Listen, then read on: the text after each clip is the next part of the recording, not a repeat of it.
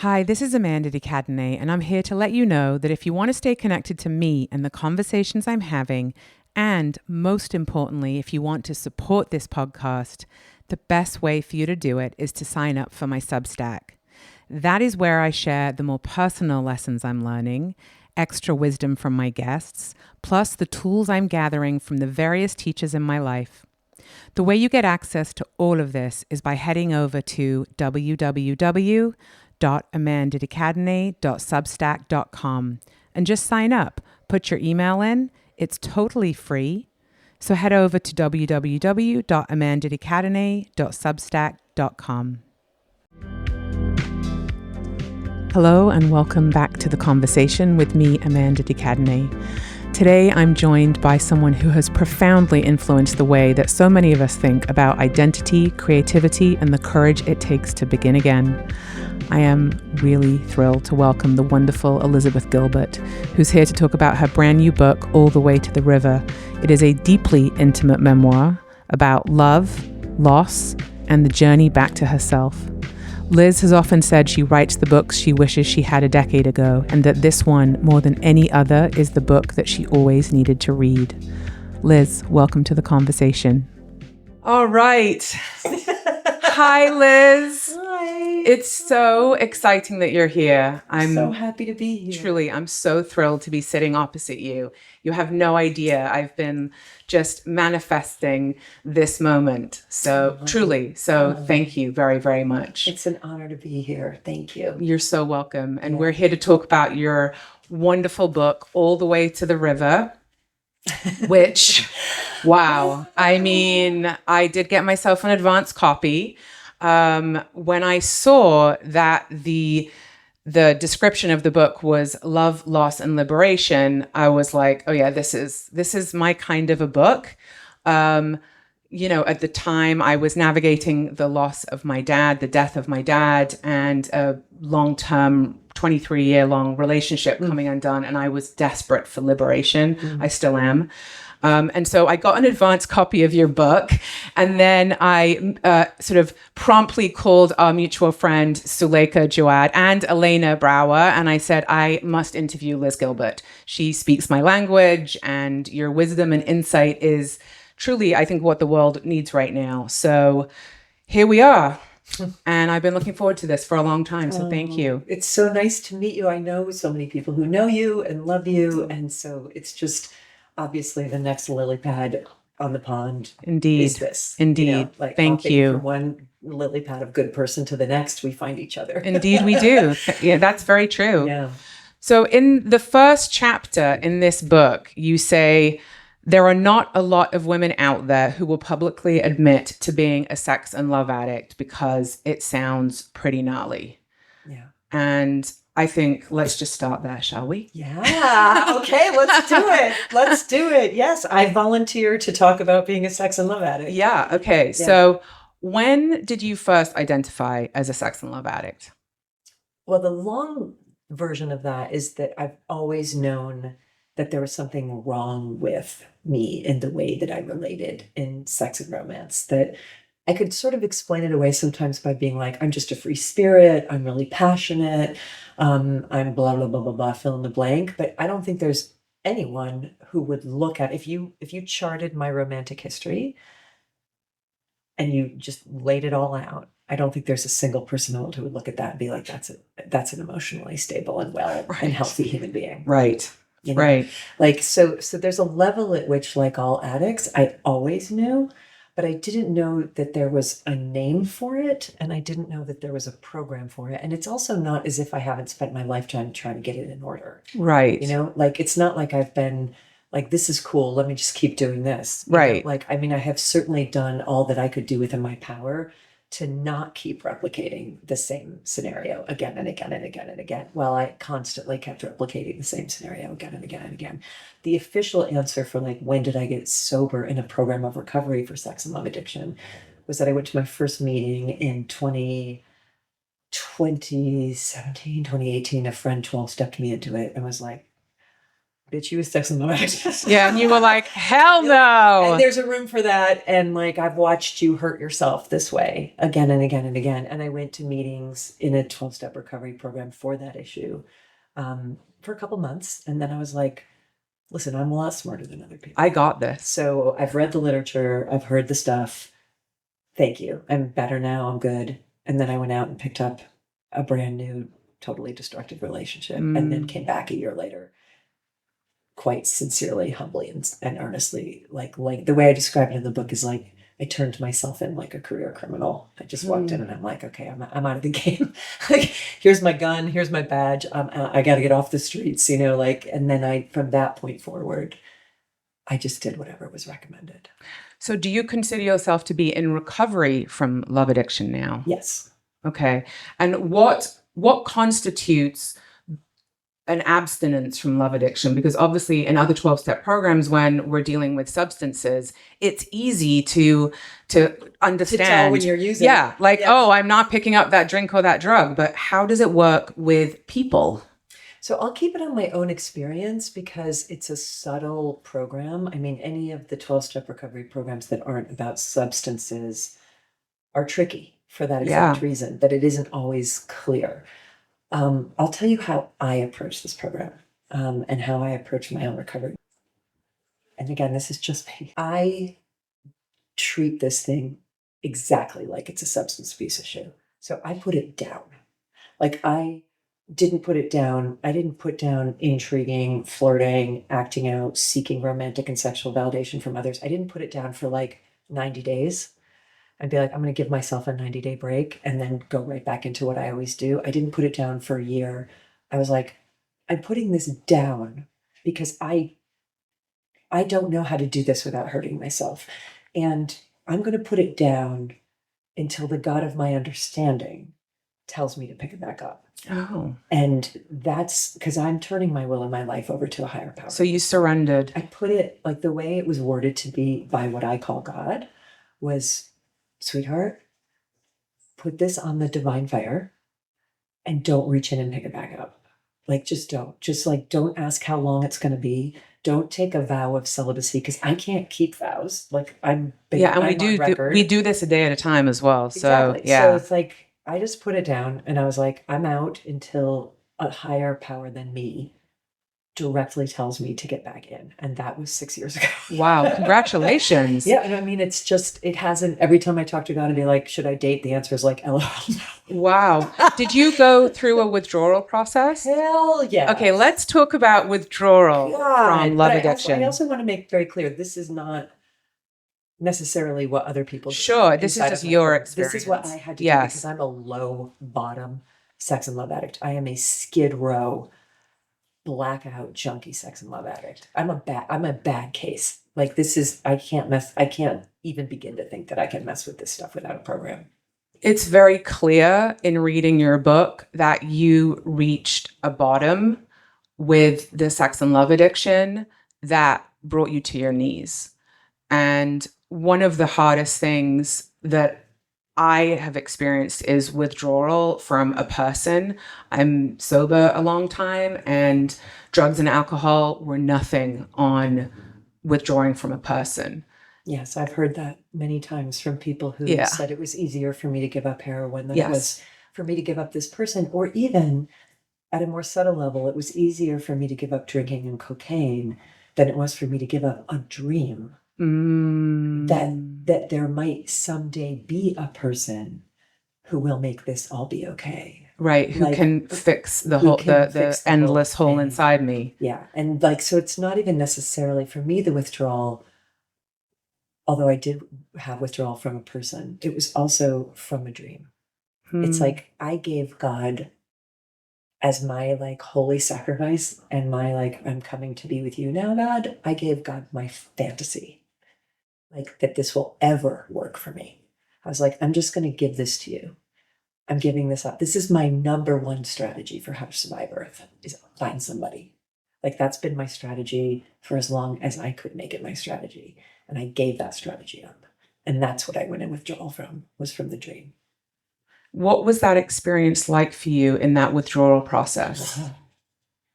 awful, painful, excruciating, physically painful. Yeah, right? Spiritually painful, emotionally devastating, deeply lonely, excruciatingly uncomfortable, crawling out of your skin, miserable, grasping, desperate, all of that.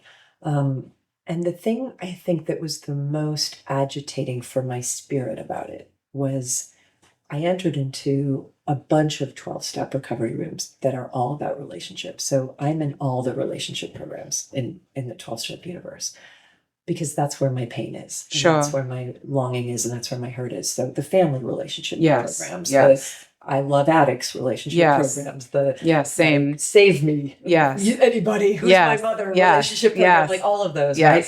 And the prescription that was given to me universally across the board in all of them, apart from turn your will and your life over to the care of a power greater than yourself, which is weirdly sort of the easy part for me. The harder part for me was the solution is to learn how to provide all of that for you. Wow. And that was extremely agitating because it felt to me like a variant on what I had been told from the time I kind of reached consciousness in my family, which is you're on your own. Right. And that's precisely what I was trying to heal. Right. By getting somebody else to do it. So there was an enormous resentment that I felt, which is like, oh, you can go fuck yourself if you tell me that the solution is that I need to take care of myself, because if you will notice, that is what I have been doing. That's the dilemma. I completely understand what you're saying. And I don't want to do that. Right. And there's a big difference between self-care and self-love. Big difference. And so the solution, we're told, is give these things to yourself, as opposed to outsourcing your well-being into the hands of fill in the blank. Love yourself. Give those things to yourself. But on a practical level, how the fuck do you do that? What I was taught in my recovery program was that I sat with a sponsor, and much to my excruciating discomfort, we made a couple lists. And one of the lists was called top line behaviors.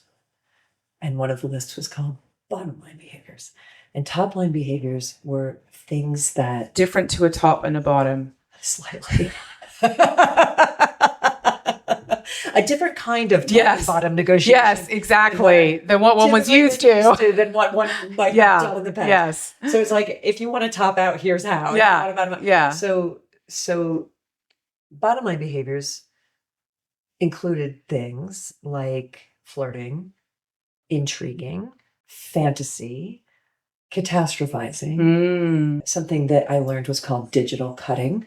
What's that? Looking up people on the internet to hurt yourself with. Oh, wow. To see who they're dating now, and what does she look like, and how is that going? Tracking people on the internet who are unavailable, who are in relationships with other people who you've decided might be your answer. Right. Like that sort of thing. For me, also engaging socially with people who I have crushes on, who do not belong to me, who belong to others. So I'm going to go to this party.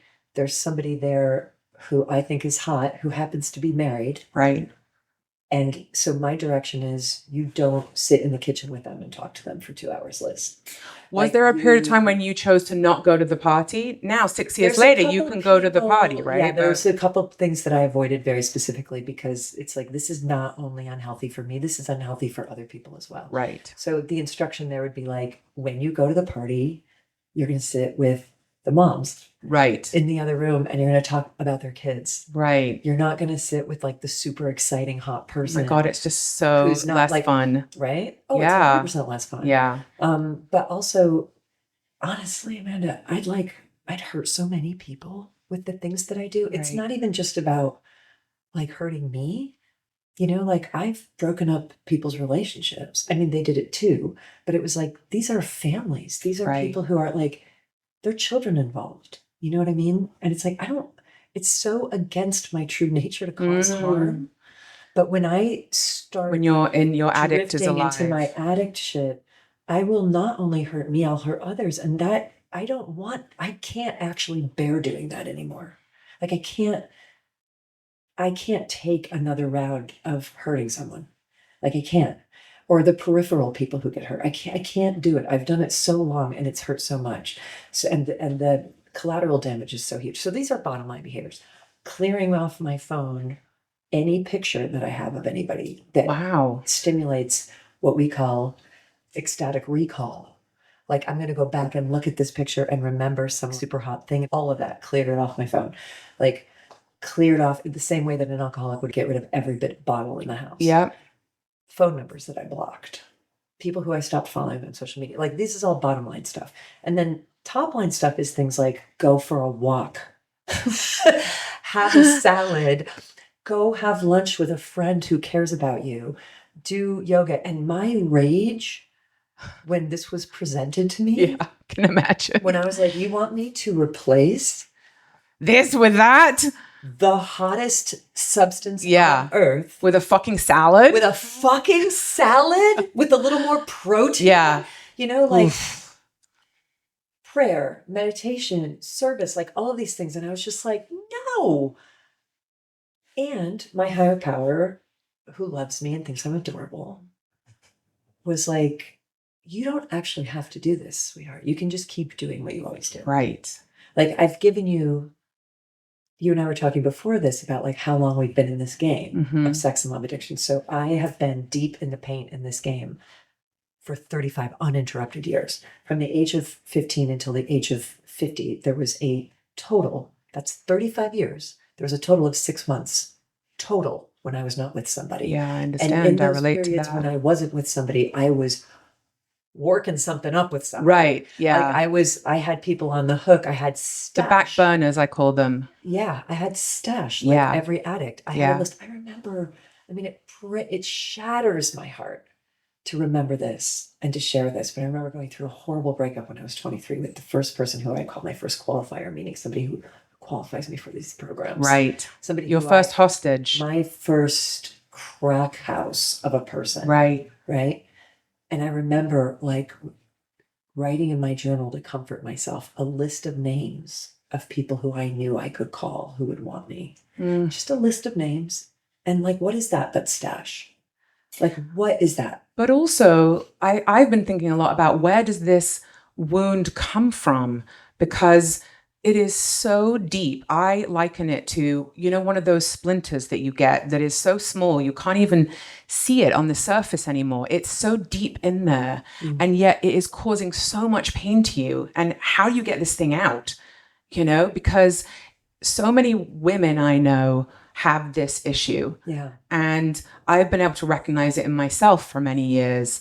And I can recognize it in girlfriends when they describe behavior to me. I'm like, it sounds like, and I actually wrote a chapter in my last book about sex and love addiction. And it is such an unsexy affliction to have that people don't want to come up and out and talk about it.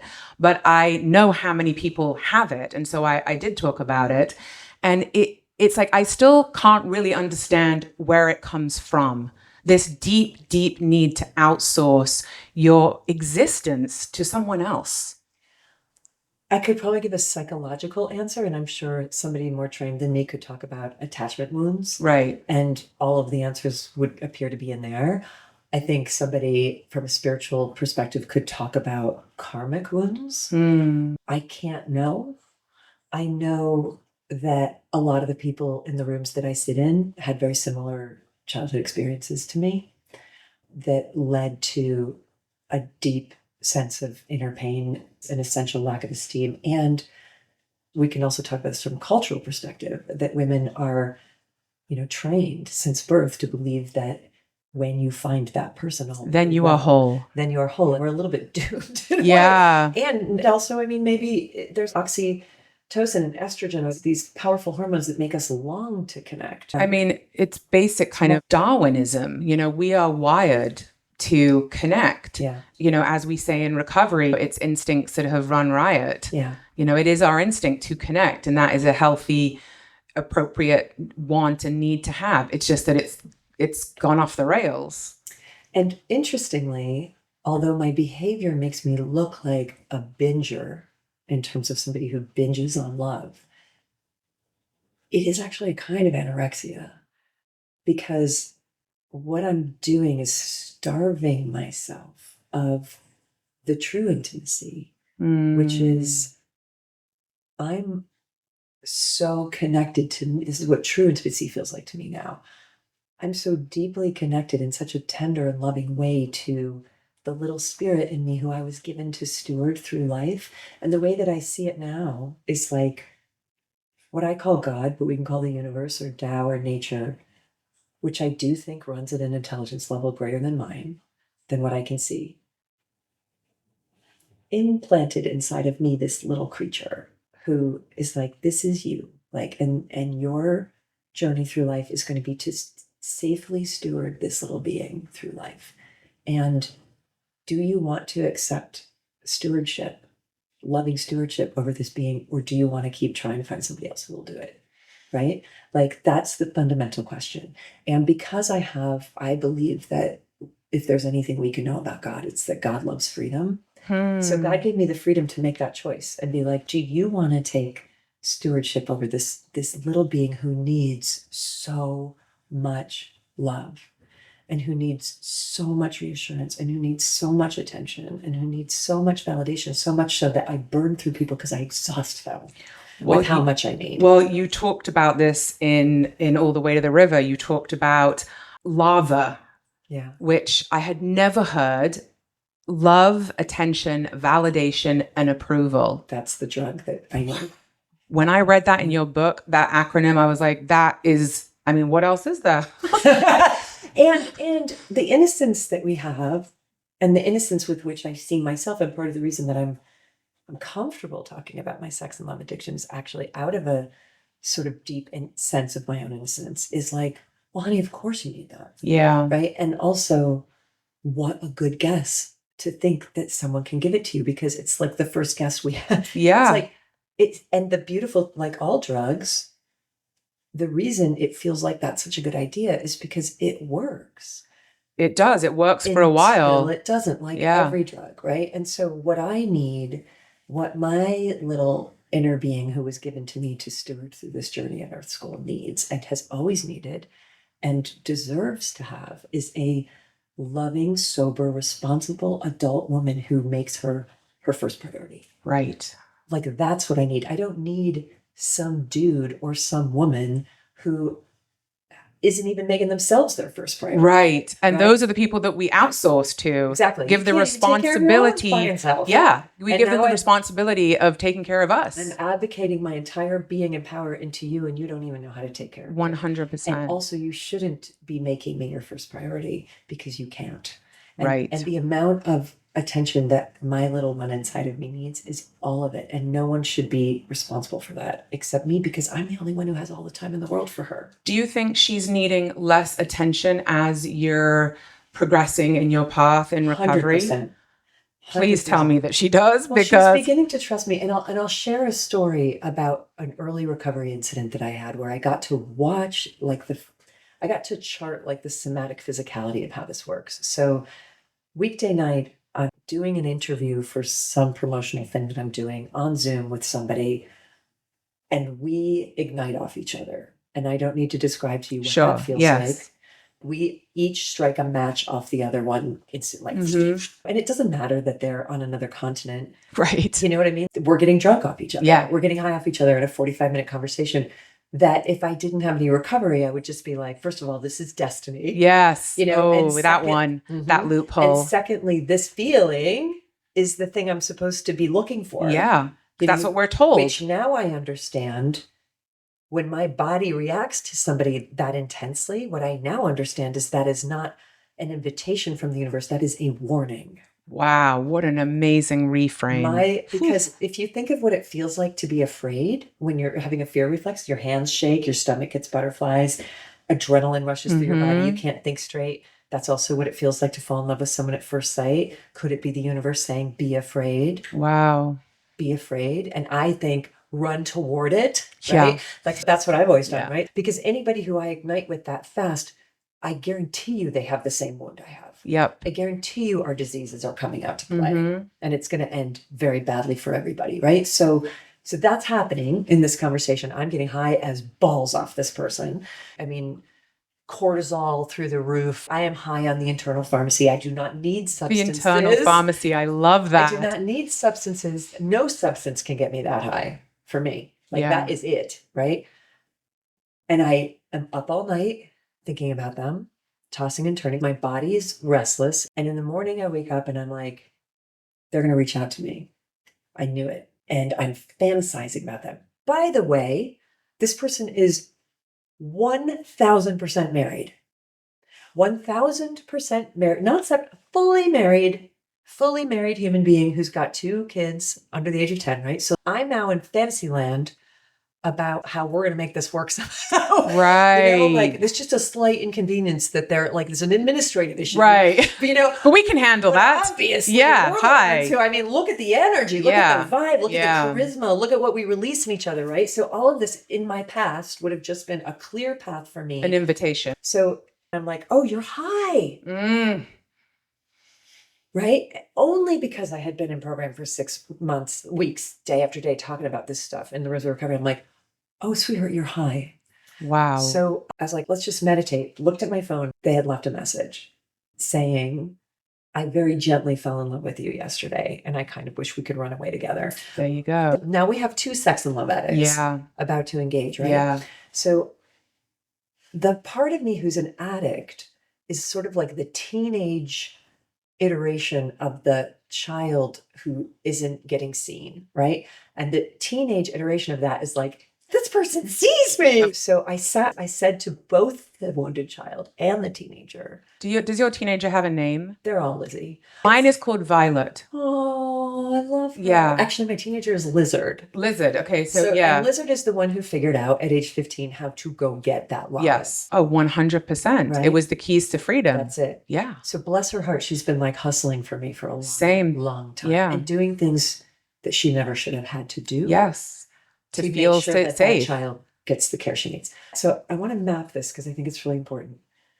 I said, let's just sit for 45 minutes and watch what's happening somatically, emotionally, and spiritually inside the envelope of my being. And I watched this division happen as that teenager was physically splitting from me and wanting to run toward this completely inappropriate and unavailable, very sick person, to think that this was going to be the solution. And I've never been able to resist that. Like in my past, when that happens, there's no negotiating with it, right? I watched her keep splitting, and it was like I could feel her trying to get away from me. And I've tried to fight with her in the past, and I can't. And what I said to her was, sweetheart, I know why you want that. I know what you think you're going to get out of that. And I totally understand why that feels so important. And I can't make you not feel this way. And I'm not going to try to make you not feel this way because I know all the causes and conditions as to why you feel this way. Totally get it. So it's just holding her in this compassion of like, oh, sweetheart, I know why that looks so good, right? And I said, I have an invitation. Give me a chance to show you how much I love you. Like, give me a chance to give you everything that you think that person can give you. And I know you don't trust me because I've always abandoned us for other people, and you have good reason not to trust me, but it's like mommy's going to parenting school now. Part of you was speaking to her. Do you think it's your healthy adult, your higher self? I think it was a 51-year-old woman. Yeah. And I said, let's play the tape all the way forward. Look what happens every time we do this. And I finally just said to her, I promise you I can take better care of you than he can. I promise that I can take better care of you than he can. And you really felt that. And for the first time in my life, I really felt it. And I was like, look around. I'm like, come with me for a second. Look at this home I built for us. Right. Look at this. Look what I created. Look at this career that I made for us. Mm-hmm. All of this is for you. Like, you are my priority. No one but me will ever be able to look you in the eye and say nothing is more important to me than your well-being. Right. And this isn't going to go well for you. So give me a try. You never have. Give me a try. And I felt her shoulders collapse. And I was like, we're going to delete this person's number. And it's like taking scissors from a toddler. Right. I'm like, we're going to delete this person's number. And then she just started sobbing. Wow. you know, and I felt her come back into me. It was like this integration, like, actually, I'm your home, right? This body, this being, this person. And I was shook for the day, and I had to go through a little miniature withdrawal from the fantasy that I'd had.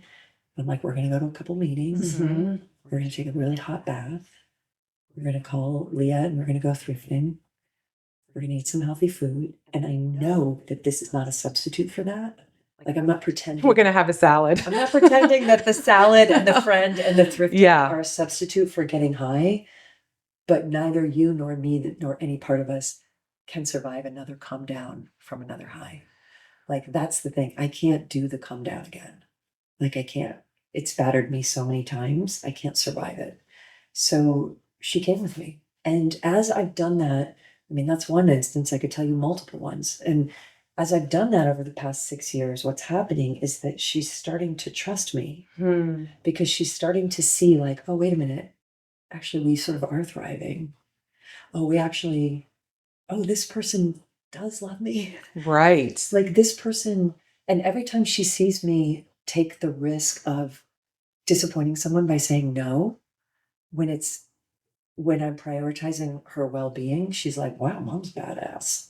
You know, every time she sees me choose her well-being over the comfort of my family and be like, I'm actually not going to do this. Right. Because it's not beneficial for us, the trust builds. You know, so the trust, the internal trust that that little being has for me has to be earned. I'm not going to trust someone unless that trust is earned. It's interesting because what you're talking about conceptually is like IFS, internal family systems. And that is for so many of the people whose recovery I respect have worked in that format of internal family systems, which is, as you know, with different parts. I feel that I have like little Amanda, and then I have Violet, who's my teen, and then I have my healthy adult. It sounds like it's building a relationship that takes time to trust yourself that you are actually going to take care of her. Yeah. And I have to show up for that. Have you failed her at any point? Not since I came into recovery the second time. Right. It's interesting because in your book, you talk about how you had surrendered previously around your Eat, Pray, Love days. And as your life got full and big, that you took your will back again. So how was this surrender different than that previous one? I got the support I'd always needed. So, you know, I have been in therapy trying to get myself helped with this for a really long time. And I love all the therapists, all of them that I've gone to over the years. I could have written a doctoral thesis by the time I was 30 called Why I Act This Way. Same, but it doesn't change how I feel. So what I needed was the sisterhood of a 12-step program filled with women who were like, yes, me too. Yes. And why don't we bookend, you know, all the recovery stuff. Oh, you're going to go be in a triggering situation. Why don't you call me before you go? Yes. And call me when you get back. Yes. Let me do a day count with you. Yes. You know, and most of all, what I needed was to actually surrender to a higher power rather than surrendering some things, but keeping a couple of little things behind my back. So what was the point at which you surrendered in the way that you have today? I think that I'd done enough research. Right. And for different people need to do different amounts of research. And I think when you're used to being somebody who's really good at creating things and really good at manifesting things and kind of competent at life, I think it's sometimes more difficult to surrender. Because your will has done quite well for you. Ego simply cannot believe that you cannot solve this. Exactly. That's how I feel. It's like, I'm good at things. Yes. I am good at Yes. If anyone can work it out, I can. I will learn more. Yeah. And then I'll figure more out. Yes. And then I'll get a handle on it. My sponsor says figuring it out is not a step. Never. Yeah. Doesn't say that anywhere in the steps. In fact, quite the opposite. It's like we've reached the end of our power. I think I fully recognized that I'd reached the end of my power. Like, even I could no longer deny that, like, I cannot handle this. I mean, I don't exaggerate when I say I don't think I could have lived through another round. You know, like. Oh, I understand. It was just too brutal. But here's the beautiful thing about the God of my understanding. So I do this practice called two-way prayers, which is essentially, it's a daily spiritual practice where every morning in my journal, I say, dear God, what would you let me know today? And then I write I don't, but God writes through me my instructions for the day. That's also how I've survived the last 6 years, is God being like, I don't want you anywhere near that. Right. I want your resources and your energy over here. This is what you need to do today, right? So in those two-way prayers, this fond, affectionate, humorous entity that I call God, that I don't even need to know what it is to know it by its voice, said to me very early on, don't come to me if you still think that there's anything you haven't tried yet. Right. Like, I gave you this whole world full of things that you can try.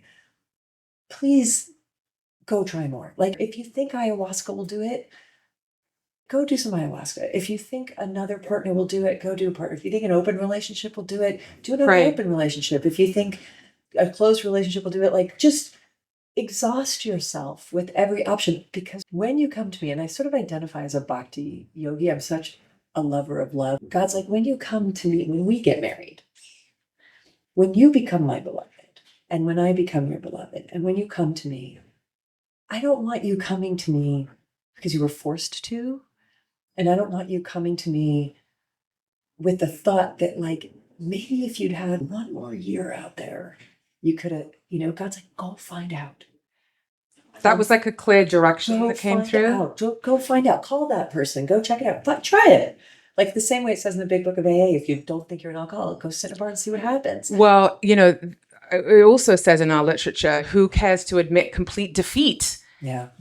And you talk about spiritual bankruptcy in your book. Is it harder when you are known for being a woman who is wise and spiritual and evolved to actually come through and say, you know what? I've lost the plot. I got nothing here. Yeah. Yeah. Like that takes, I'm on empty. That takes true humility to admit. I have so much respect for you for coming forward and saying that. You lost the path. With all your wisdom and insight and all your life experience. And all my TED Talks. All of it. All of it. Everything that is Liz Gilbert in the world stopped working. Yeah. And that in this book, you talk about losing sight of yourself and the path completely. And it takes such humility to be able to admit that. So thank you. Well, you're welcome, dear. And I also kind of feel like I can talk about this publicly, because I'm a little bit accustomed to being revealed publicly. And also, like, who else is going to do this? Like, the cool thing about 6 years of beautiful surrender into spiritual celibacy is, like, I got no one to embarrass. Right. And, like, my family of origin is so hands-off anyway that they're kind of like, her life never had much to do with us. You know what I mean? It's like none of our business what she's up to. So there's a level at which I can just be like, hey, listen, here's what I experienced. If you also experience this, you are me and I am you. And I love you. And why would I not share? Why would I ever not share anything that I learned if it could help somebody? Well, it will. I think this is such an important recovery book, and in talking about an issue that people have so much shame about. And I think it's so important. And one of the other things that this book is obviously about, which is another subject that people don't want to talk about, which is the only inevitability is that we die. And death, that's what they say, is the only inevitability. I was so grateful that you had written about Raya and her death and your experience of death. So let's just talk about Raya. Raya was your friend for many years. She was your bestie, right? Yeah. And then she became your lover, and she was sober 10 years, right? More than, I think. Although hard to tell. Okay. Because she left the rooms and started drinking. She identified as a drug addict. She was like a low bottom speedball heroin addict. She started drinking at some point. Based on her journals, I could tell that she had decided that it was okay for her to drink. Right. A long time before she let anybody know she was drinking. So I'm not actually sure how long she was sober. But she was definitely not living on a park bench with a needle in her arm. Right. Which she did do for almost 10 years. Right. Yeah. So, yeah, she had experienced a period of sobriety, and she presented herself to the world as sober. And she was very involved in the recovery community. It was interesting because as a longtime sober person, I've often thought, if I got a terminal illness, Like, would I just be like, fuck it, I'm going to die anyway. I might as well just use. And I came to the conclusion that I wouldn't do that. Now, I'm not in that situation, so I can't say for sure. But I found it interesting that she chose to kind of go out in a way that she felt would bring her more happiness and joy. Yeah. Yeah, and there wasn't anyone except for some real hardcore 12-steppers who had any issue with that. Because there was this sense of like, yeah, well, why wouldn't you? Right. And also, I mean, I think about it now, Rhea loved heroin and Rhea loved cocaine. She used to say, if I wasn't an addict, I would do heroin every day. I love it. Right. Yeah, no, it makes complete sense. I love it. Like if I wasn't a sex and love addict, I would have casual sex with strangers Right. constantly. Some people can do that. I can't do Yes. that because I have an attachment wound that is so severe that there is no such thing as casual sex for me, right? So I end up marrying people I thought I was just going to have casual sex with. I end up like killing myself over people. So I can't, right? So that was what heroin was like for her. But she routinely, over the years, long before she got cancer, said, if I knew I was dying, I would go out and get the fattest fucking speedball. Well, she was a woman of her word, wasn't she? Shoot it right up my arm. Yeah. And like be like, I'm out. And, you know, and so there was a kind of a glee that she experienced when she was given a terminal illness, which was like, well, there's no reason not to do that. And all of us around her were agreed. There's no reason not to do that. And then we all found out through the hard experience of Earth School, turned out there were multiple reasons not to do that. Yeah. But that's not something any of us could have known without living it. Yeah. Have you had any conversations with her since finishing the book? Yeah, I don't feel her as much. Yeah, I don't feel my dad as much. I did in the first year quite a lot. Yeah. In the first 6 months, frequently. And now I don't feel him as much. And I think the way that I understand that for me is, I mean, she was so vivid. It sounds like you got this with your dad too. I said in the book she was more vivid dead than most people on life. And she does not feel here now. To me, she may be present in the lives of others. I did go to a medium after she died who said, some people just leave, but Ray has made the decision to stay. There's a lot of people she wants to help, and you're one of them. So she may still be deeply present in the lives of others. But she used to say to me when she was first diagnosed, and I mean, I was so completely dependent upon her. And that was long before we were together romantically. I was like, the belief I had was, I cannot do life without Raya. And a life without Raya is not a life that I'm interested in engaging in. Well, that was like very seriously what I believed. Yeah, no, I completely understand that. And the thought of not being with that person, it feels better to be dead than have to deal with that. It's a post-apocalyptic landscape without that person. Absolutely. And it's hard to communicate the exact depth of what that feels like, but I know you know. Appalling I know. what it feels like. I know the feeling. And so she would say to me at the beginning of her cancer diagnosis, I'm not going to leave here until we're both ready. And she left before I was ready. Yeah. Of her body. And I think she left before she was ready of her body. She did not surrender very gracefully to death. She was like, I don't want to die. Neither of us wanted her to die. But then she stuck around. And it's now been almost 8 years since she died. But as I have learned, she used to say, I'm not going to leave till I can see that you can stand on your own 2 feet in every single circumstance of your life. So similarly to the earlier part of the conversation when I talked about building that trust with those damaged parts of myself that I am here for them, that I will prioritize their well-being, that I will move heaven and earth to take care of them, that I will not abandon them. And that trust builds and builds is how I'm learning how to stand on my own 2 feet on earth. Her presence is diminishing. And now when I don't feel her, I'm like, oh, she said I wouldn't leave till I know you can stand on your own 2 feet. She's not here. It looks like I might be standing on my own 2 feet. Interesting, because you couldn't have stood on your own 2 feet while she was still alive. No, and I also couldn't when she was dead for a while. Like I couldn't, I had a lot of training in what we call in the rooms toxic self-reliance, which is not the same thing as standing on your own 2 feet. Yeah. Like in a true spiritual way, which is fully one of the lines in the book where I talk about women's history of overgiving to their partners. And I talk about the patriarchy and I talk about all this, the different, what's expected of women in relationships to pour into the other. And I pull back from a moment in the book and I say, I could rant all day about the patriarchy and about what culture has done to women, but this isn't a book about the patriarchy. This is a book about me trying to take complete accountability for my own existence. It's the only key to freedom, to That's be honest. Yeah. And so it's like, what is my role in this dysfunctional system? Not why was this done to me, but how do I perpetuate this? How do I keep this inequality going? How do I end up constantly overgiving? How have I internalized this? And how do I stop?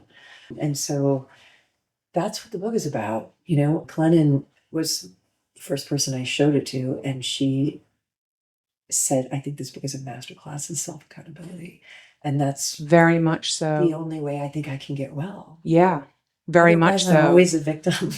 What did you learn about grieving that you didn't know during the experience of Raya dying and then afterwards? Because that was not your first experience with grief, but I'm curious. It's the biggest. But it's I thought I was going to be good at it because I think I'm going to be good at it. Right. Yeah. And I think it's not something that you can be good at. I became a certified grief counselor Yeah. after my dad died because I needed to master it. Yeah. Which, of course, you can't. Yeah. Right? Yeah. Learning how to grieve Yeah. when our culture is so grief illiterate. And I was like, I know, I'll learn and I'll study. Yeah, no, Did you definitely get an not. A in grief? Of course I did. Of course. Would you expect anything less? So I was bad at it, meaning that it wrecked me and I couldn't Yeah. control it. And it was bigger than me. In which regard it feels very much like love. Yeah. And what really surprised me is how much rage it contained. Yeah, right. I thought that my grief was going to be sort of pretty and cinematic and soft lit. And it was volcanic and hateful. There was a lot of hate in it. Like, I was so fucking pissed. You were mad at God? I was mad at Yourself? Yeah, I was mad at God. I was like, I have a much better list of people you should kill. Right. Why? Yeah. Why was I not consulted on this? Right. Yeah. Look around. I Right. give you a very strong Yeah. list of people who objectively the world would be a better place Right. if these fuckers were Yes. dead. And you're taking this one? Yes. So there was that, which is kind of not humble. We negotiate in grief. Yeah, it's the same thing as in the love department. Let me right? negotiate a way for making this better and Because easier for I me. know how things should go. Right. Obviously. Yes. That's why I'm so good at managing them. That's right. So there was anger at God. There was anger at Raya. Rage at Raya. I mean, the only dreams I had about Raya after she died, we were screaming at each other in a way that we never even screamed in life because I was so angry. Like we had this short time to be together. And she took 6 months of that and shot it in her fucking arm and like booted it up her nose and became a rageful, wrathful junkie and stole our love story from us. That was my Right. story. So I was enraged at that. What did you do with that rage? Where did you put that? How did you process it? I went and found someone else. Right. As one does. How did that work? Obviously, Yeah. How did that It work worked for about you? as well as you would expect. Right. Yeah. You know, and I was like, why don't you redeem this? Right. You Yeah. know? Fix it for me. No big deal. But why don't you just redeem not just this, the greatest grief of the greatest tragedy of the greatest love of man, but all the other ones before Yeah, that too. of course. Please. I'm going to Yeah. hand all these chips to you and you're going to redeem them for love, right? That's obviously what I did. Yeah. Was that your last Yeah, foray that's it. into? Yeah. That was Okay. Yeah. And that, you know, obviously didn't work. And I was in a big victim head because I was so depleted and exhausted from that experience, not just her death, but that last bender. Of that she went course. on. And And your last bender. And it's my second to last. Yeah, bender, right. Which God gave me for so many reasons, including you see how hard it is not to go on a bender when you're a drug addict. Right. Wow. Oof. Right. Like, see, you did that too. Right. She thought she was dying and she went on a bender, and you feel like you're dying and you went on. Right. So, you know, maybe drop the contempt. And were you able to? Yeah. Yeah. How did you switch from the rage to the self-accountability? One day at a time, doing the steps. The most powerful one was step 4, which took a year, which is made a completely fearless moral inventory. Which is the first time I came into recovery. I got through steps 1, 2, and 3 like a breeze, like a top student. And then I saw what was coming in step 4 and I was like, I'm good. Yeah. I think I'm good. That's I don't very think I need to do common. that. Yeah. Right? So I bailed and then I came back and I did it. And it turned out to be, once I lost my fear of looking at it, we inventory is all of our resentments, all of our fears, and our entire history with sex and romance and intrigue. And one of the questions that I love on the sex inventory that I think is brilliant and was like, wow, talk about unflinchingly looking at something, was you know, you make a list of like every single person you've ever had a crush on or been intriguing with or flirting with or fucking or marrying or whatever. Yeah, yeah. And I one- couldn't remember some of mine. I and was one like of the- guy on the beach the in same, Greece. Like, I don't same, fucking know. Yeah, same, yeah. same. San Francisco parking lot. Yeah, I don't know, exactly. around 1989, Yeah, you know, who but it knows? was like, Yeah. but one of the questions is, what did you think you were going to get out of this? Oh. What did you want to get out of this? And the final question on that inventory, the way my sponsor did it with me, was, how did you feel at the end of the encounter? Meaning when it was all over, when the relationship was over. And when I compared 35 years of here's what I thought I was going to get with what I got, 100%, I think there was maybe one on that entire list where how I felt at the end of the encounter was like fondness and sweetness toward myself and that person. And every single other one, it was shame, pain, loneliness, and distress. Right. So it's like you keep thinking, now, why do you think that the next time you're not going to, you know what I mean? Well, that's the definition of insanity, doing the same thing How many over more and times you over can do and this? expecting a different result. Yeah. Yeah. So that helped. That became, I mean, this is where our curiosity, I think, can be of good use. Like when I got curious about the mapping of my psyche with the fourth step, and I had 480 items on my fear and resentment list. I mean, I was thorough. I went through my phone contacts. Wow. And I was like, I have a resentment against this person. I have a resentment against this person. Wow. I did every single one of them. I'm like, we're turning over every rock here. And I was like, wow, Liz, you telegraph as like a really loving person, but you're fucking pissed off at a lot of right. people. Like you are pissed off at a lot of people and you are hateful about a lot of people. Yeah. And it's like, you're not well, sweetheart. Yeah. Like, you're not well, honey. Like, no, this is how your brain works. Your heart is a very different thing, but this is these stories that your mind is living in. No wonder you're so tired. You know? And it takes a lot of work to change the programming. That's why we're told all the time, it works if you work it. Yeah. You know, and it takes such work. I don't think people really understand the level and the depth of work it takes to change programming that has been in us since, you know, I don't know, we came in with it. Yeah. You know? Yeah. It's an ongoing process. Like I never feel like I'm recovered. Yeah. You know, it's not like I'm going to graduate. No. You know? I actually don't really want to graduate. Yeah, right. I remember when I was doing my fourth step and I was explaining it to what we call a civilian. Yeah. Like yeah. They're like, what is isn't that? familiar with the yeah. I'm like, oh, I'm spending a year doing a complete and fearless moral inventory of all my fears, all my rage, and all my sexual history. And they were like, oh my God, I'm so glad I don't have to do that. But the thought I had at the time was like, I get to do this. Oh my God, isn't it a gift? I get to do this because otherwise I'm going to just keep being guided by this thing. Like this thing is going to keep running my programming from the underbelly. And I'm just going to keep getting the same result, which I can now see. I can now not pretend that I don't know this. Well, it's literally like a store owner doing an inventory of like how many cans of soup is in the pantry. You know, it's like you have to look at it in black and white to be able to see the pattern. And we're stubborn. Yeah. You know, and we don't want to, we're in denial about how we behave and how we are. So it's the best way to actually see it clearly in black and white. This book is so vulnerable. It is so vulnerable. Was there anything that you thought, this is way too much to put in the book? I didn't put in anything that rolls anyone under the bus except me and Raya. Right. And that was really important to me. And I went through it with a fine-tooth comb. And I mean, even in the edit since you read, there was like one tiny little line I found that I felt like was, even though the person wasn't named, I was like, there's a slight disparaging tone in this. Mm-hmm. And I don't want to do that to anyone, even if they're not identified by name. And I didn't go into any family history of mine because all those people are still alive. Right. And it's not, in a weird way, doesn't even have anything to do with them. Yeah. Like even anybody who I would ever, like that my mind would ever say victimized me or harmed me, it's like, at this point in my life, it isn't even really about them. You know, the book it's is about you. my own, my own healing journey. So there's a lot that I didn't put in because I wanted to stay in my own integrity. And with Raya and the stuff that I revealed about her, I had her permission to do that. And also she lived her life. When she was in Sanity and Sobriety, she lived her life in tremendous openness, more than anybody I've ever met.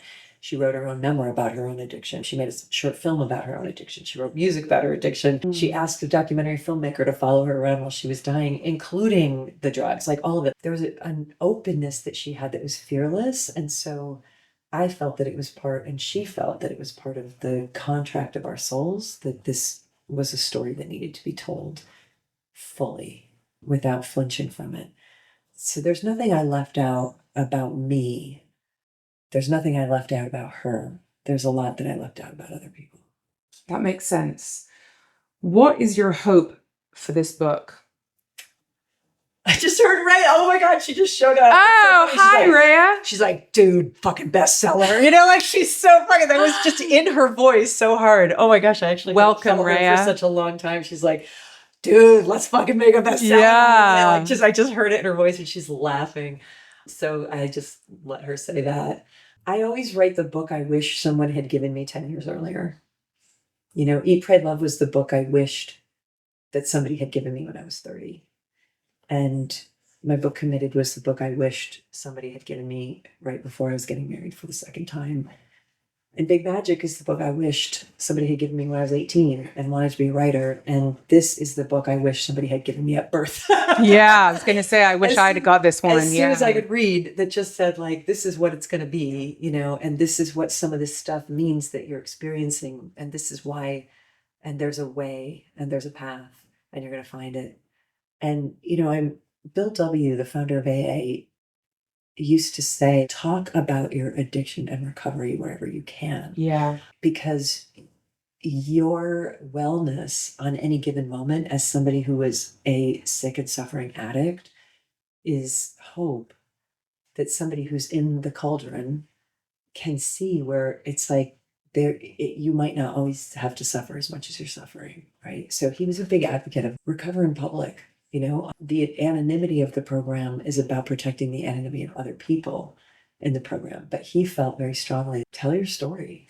Well, that's interesting. Why do you feel that the anonymity is not about the individual and about protecting the privacy of the people in the rooms? Because certainly when AA was founded, you could lose your whole entire life if somebody found out you were an alcoholic. I mean, the amount of stigma that exists in culture now, everybody's an alcoholic. You know what I mean? Like it's kind of a badge of honor. But not everyone wants to admit to being a sex and love addict. I feel as though that aspect of addiction has the same amount of stigma that alcoholism had in 1939. Definitely. Especially for women.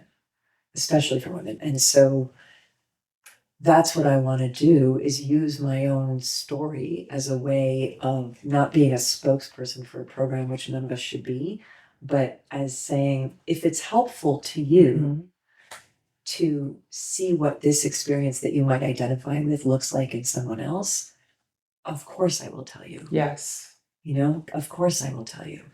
Why on earth wouldn't I? Because I feel like